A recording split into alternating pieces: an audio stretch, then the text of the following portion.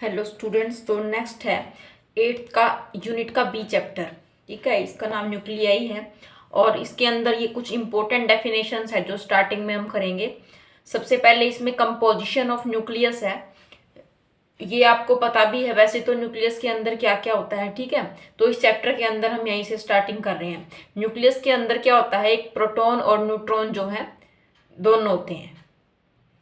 अगर हम न्यूक्लियस का मास नंबर ए लेंगे और एटॉमिक नंबर जेड लेते हैं तो उसके अंदर जो जेड है वो प्रोटॉन्स होते हैं और ए माइनस जेड उसके अंदर न्यूट्रॉन्स होते हैं। ठीक है, ए न्यूक्लियस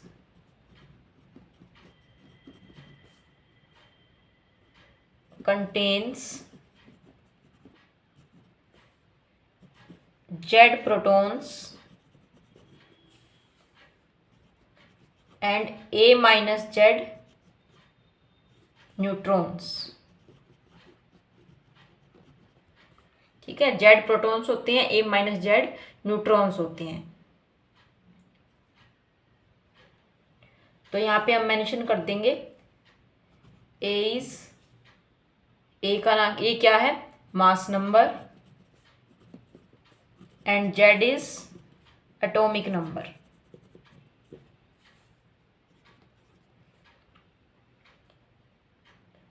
अब इसमें एटॉमिक नंबर और मास नंबर को डिफाइन करने की जरूरत तो नहीं है क्योंकि ये हमें ऑलरेडी पता भी होता है। एटॉमिक नंबर क्या होता है, जितने नंबर ऑफ प्रोटॉन्स प्रेजेंट होते हैं उसको हम एटॉमिक नंबर बोलते हैं, उतने ही नंबर ऑफ इलेक्ट्रॉन्स भी होते हैं। ठीक है, मास नंबर क्या होता है, number of proton plus number of neutrons को हम क्या बोलते हैं, मास नंबर बोलते हैं। ठीक है, इसके बाद हम डेफिनेशन करते हैं न्यूक्लियाइड की।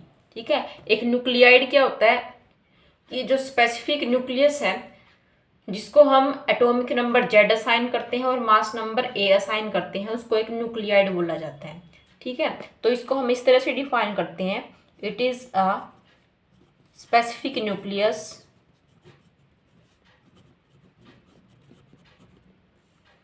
Of an atom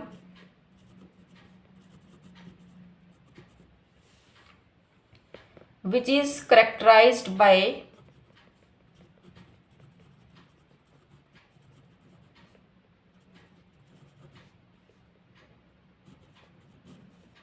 its atomic number Z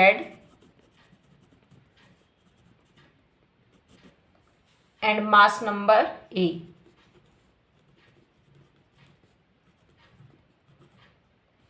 ठीक है, इसको हम रिप्रेजेंट करते हैं जेड एक्सिस से। It is represented as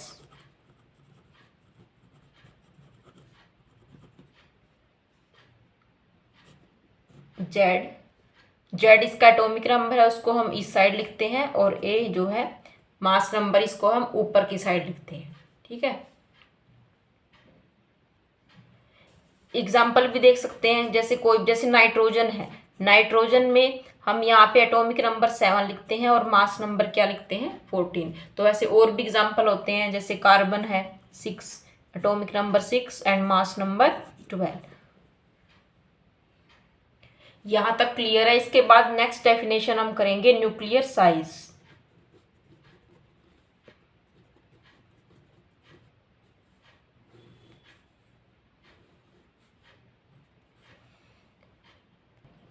nuclear size में इसका फॉर्मूला फाइंड आउट करेंगे।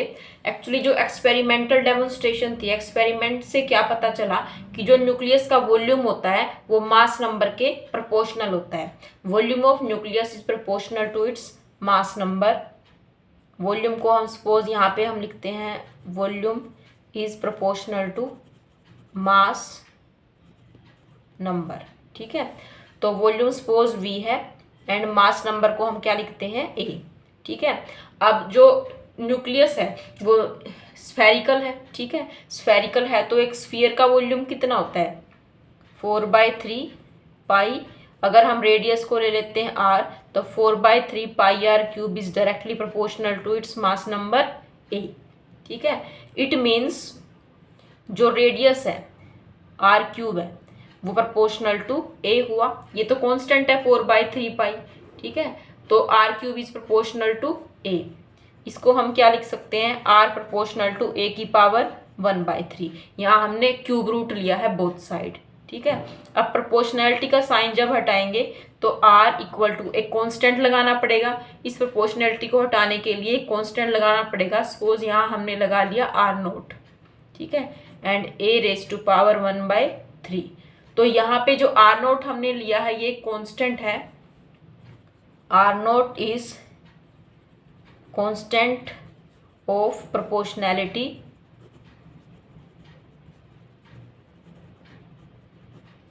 ठीक है। और इसकी जो वैल्यू है वो मेजर की हुई है। इसकी वैल्यू R0 की होती है 1.2 10⁻⁻15 मीटर, ठीक है। अब देखो जो मास नंबर है वो सभी एलिमेंट के लिए डिफरेंट होगा, ठीक है। मास नंबर A जो है सभी एलिमेंट के लिए डिफरेंट होता है। इट मीन्स जो एटॉमिक न्यूक्लियाई है डिफरेंट एलिमेंट्स के, उनके साइज भी क्या होंगे, डिफरेंट होंगे। नेक्स्ट डेफिनेशन है न्यूक्लियर डेंसिटी। डेंसिटी का जो फॉर्मूला होता है वो मास अपॉन वॉल्यूम होगा। तो न्यूक्लियर डेंसिटी के केस में डेंसिटी ऑफ न्यूक्लियस क्या होगा, mass of nucleus upon its volume. It is defined as mass of nucleus and its volume. Actually ratio होती है, ratio of mass of nucleus and its volume. यहां पे आ जाएगी रेशो, ठीक है। It is defined as ratio of mass of nucleus and its volume. अब हमें पता है कि वॉल्यूम ऑफ न्यूक्लियस कितना होता है, 4/3 πr³। R की वैल्यू हमने यहाँ पे फाइंड आउट की है तो इसको हम पुट कर देंगे 4/3 πr0 a⁻⁴ है, ठीक है, और इसका क्यूब है तो ये हो गया cube. It is equal to 4/3 πr0³ और a की हो जाएगी 1 पावर। ये 3 से और ये 3 क्या होगा, कैंसिल हो जाएगा। इसके बाद mass of nucleus find out करने के लिए लेट हम मान लेते हैं m is the average mass of a nucleon, ठीक है, and a is mass number of element, ठीक है। तो मास ऑफ न्यूक्लियस क्या हो जाएगा, it is equal to small m into A. Mass of nucleus हो जाएगा m इंटू ए।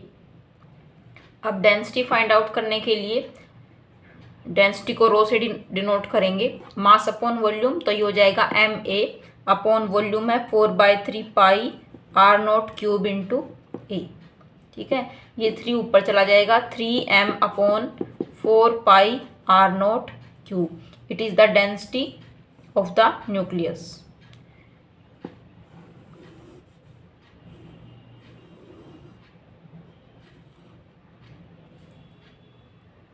अब इस फॉर्मूले के अंदर जो m है एवरेज मास ऑफ न्यूक्लियर वो कांस्टेंट है, ठीक है। R0 भी एक कांस्टेंट है, पाई और 3/4 भी क्या है, कांस्टेंट। इट मीन जो डेंसिटी है वो नियर अबाउट सेम होती है, ठीक है। सभी एलिमेंट के लिए जो डेंसिटी है वो सेम रहती है।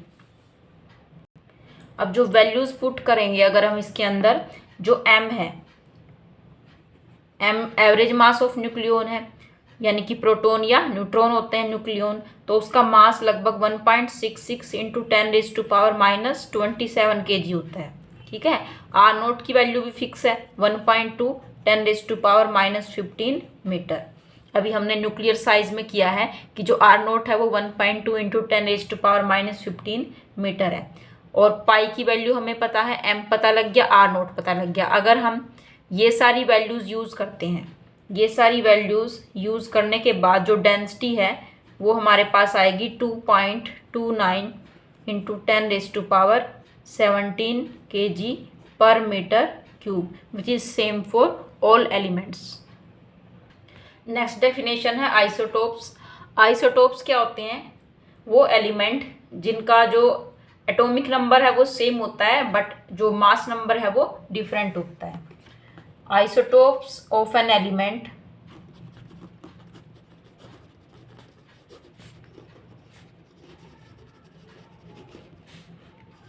are the atoms of the element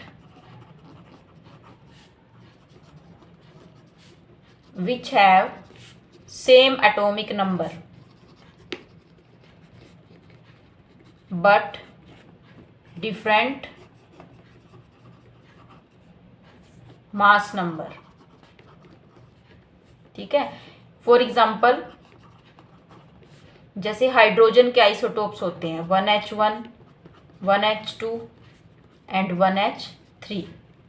ठीक है, hydrogen, deuterium and tritium. Similarly helium के भी होते हैं 2He3, 2He4, 2He6। ठीक है, और ऐसे और भी हो सकते हैं। ठीक है, कार्बन के भी होते हैं। इसी तरह एक डेफिनेशन होती है आइसोबार्स। आइसोबार्स की डेफिनेशन इसके जस्ट अपोजिट हो जाएगी, जिसमें एटॉमिक नंबर डिफरेंट हो जाएगा एंड मास नंबर सेम हो जाएगा। आइसोबार्स आर क्या होगी? Isobars are the atoms of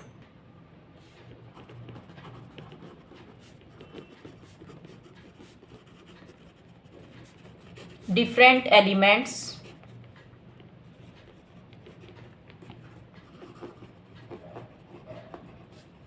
which have same mass number but different atomic number।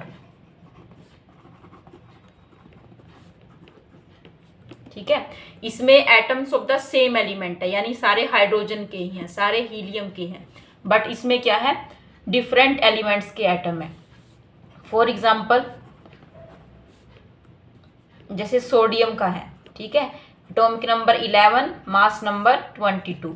एक होता है नियोन का, इसमें एटॉमिक नंबर 10 होगा बट मास नंबर 22 ही रहता है। ठीक है, एक और एग्जाम्पल देख सकते हैं जैसे calcium 20, 40 and argon 18, 40। Next definition है आइसोटोन्स। आइसोटोन्स वो होते हैं जिनके अंदर सेम नंबर ऑफ न्यूट्रॉन्स होते हैं। So isotones are the nuclide which contain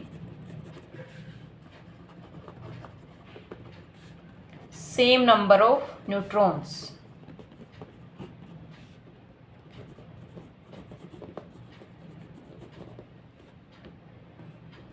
ठीक है, फॉर एग्जाम्पल जैसे क्लोरीन है 17 chlorine and mass number is 37 and potassium 19 और मास नंबर होता है इसका 39। ठीक है, तो इनके अंदर अगर नंबर ऑफ न्यूट्रॉन डिफरेंस अगर देखो तो दोनों के अंदर क्या है? सेम है। ठीक है, 20 न्यूट्रॉन्स है दोनों के अंदर। तो these are the isotones. Number of neutrons